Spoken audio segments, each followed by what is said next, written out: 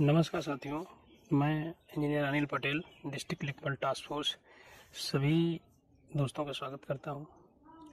और जहां तक कि आप लोगों को पता ही होगा कि कल लगभग सभी केस ख़त्म हो गए हैं, क्योंकि कल आयोग ने एक नोटिस इशू किया।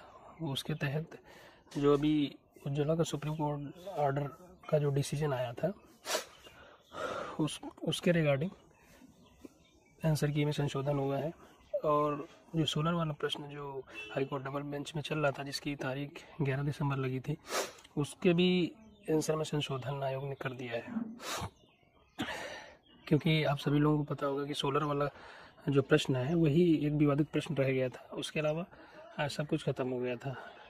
उज्ज्वला वाले में तो जानते ही सबको डी ऑप्शन दे दिया गया था, क्योंकि उसमें विवाद की स्थिति थी, स्पेलिंग मिस्टेक्स। तो वो वाला तो जिसका डी ऑप्शन लगा था उसको मार्क्स मिला है, जिसका नहीं लगा था उसका डिडक्ट हुआ है।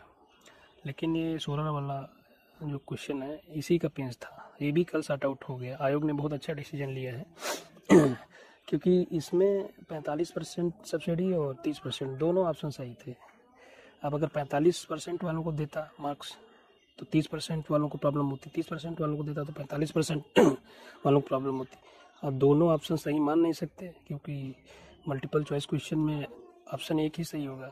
तो इसी को ध्यान में रखते हुए आयोग ने ये निश्चय लिया कि अगर यहाँ 45% अगर रखते हैं तब भी ये विवादित प्रश्न बना ही रहेगा, क्योंकि सुप्रीम कोर्ट जाएंगे लोग।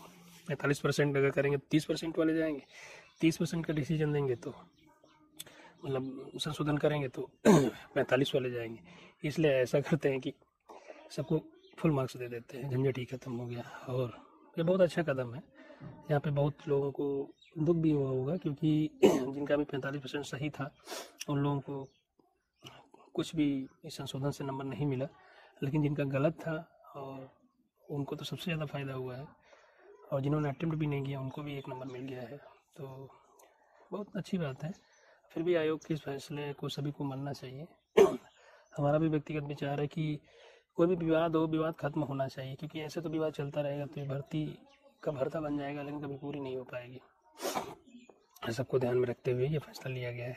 अब इसमें विद्यार्थियों में उपापोह की स्थिति बनी हुई है कि उज्ज्वला वाले में डी ऑप्शन लगा है, तो डी ऑप्शन बहुत कम लोग चूज़ किए थे, ठीक है।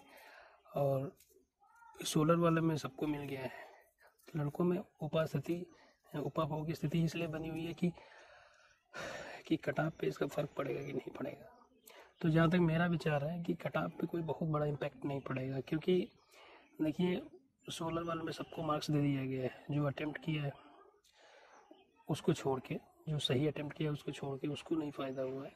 उसके अलावा सबको, किसी को 1.25 मार्क तो किसी को 1 नंबर दे दिया गया है। तो इसमें सोलर वाले प्रश्न में तो कुछ लोगों को छोड़ के, 45% वालों को छोड़ के लगभग सभी का नंबर बढ़ा है। तो हमारा मानना तो यही है कि डिसाइडिंग फैक्टर अब भी उज्ज्वला वाला ही होगा, जिसका वो सही है डी ऑप्शन, वही थोड़ा सा इफेक्ट डालेगा। लेकिन कटाव पे कोई विशेष परिवर्तन हमको तो नहीं मालूम देता है। और आप लोग भी इतने दिन से ये सब देख रहे हैं, आप लोगों को भी थोड़ा बहुत आइडिया होगा। लेकिन हमारे हिसाब से आयोग ने ऐसा किया है, जो उज्ज्वला में जो 1.25 नंबर्स का लोगों को घाटा हुआ था, जिन लोगों का सही नहीं था, उसकी खानापूर्ति जो है सोलर वाले में कर दिया है। क्योंकि अगर ये खानापूर्ति नहीं भी करता तो ये रहता कि जो ऑलरेडी फर्स्ट डीवी लिस्ट में हो सकता है, क्योंकि उज्ज्वला वाला डिसीजन आने के बाद हो सकता है उनका नंबर डिडक्ट भी हो जाता है, तो वो लोग नीचे भी चले जाते हैं। कहने का मतलब ये है कि सोलर में तो चलो फुल मिल गया, कोई दिक्कत नहीं है। लेकिन देखो, जिसको सोलर में फुल मिला है या जिसने नहीं एडमिट किया उसका बढ़ गया है, ये जो भी रहा हो। लेकिन मान लो सपोज दैट कोई कैंडिडेट है, उसका 45% सोलर में था, ऑलरेडी सही था, तो उस पर कोई फ़र्क नहीं पड़ा। लेकिन उज्ज्वला वाले में उसका मान लो ऑप्शन ए लगाया होगा, तब तो उसका 1.25 घट गया, 75.75 कटा गई थी। अगर उसमें 1.25 घटा दोगे तो डीवी करा लिया, लेकिन उसके बावजूद भी डीवी से बाहर हो जाएगा, वहीं से बाहर हो गया, तो ये कंडीशन बन जाती है। तो इसको ध्यान में रखते हुए आयोग ने ये मतलब अच्छा डिसीजन लिया है कि उसकी भी मर्यादा बनी रहे।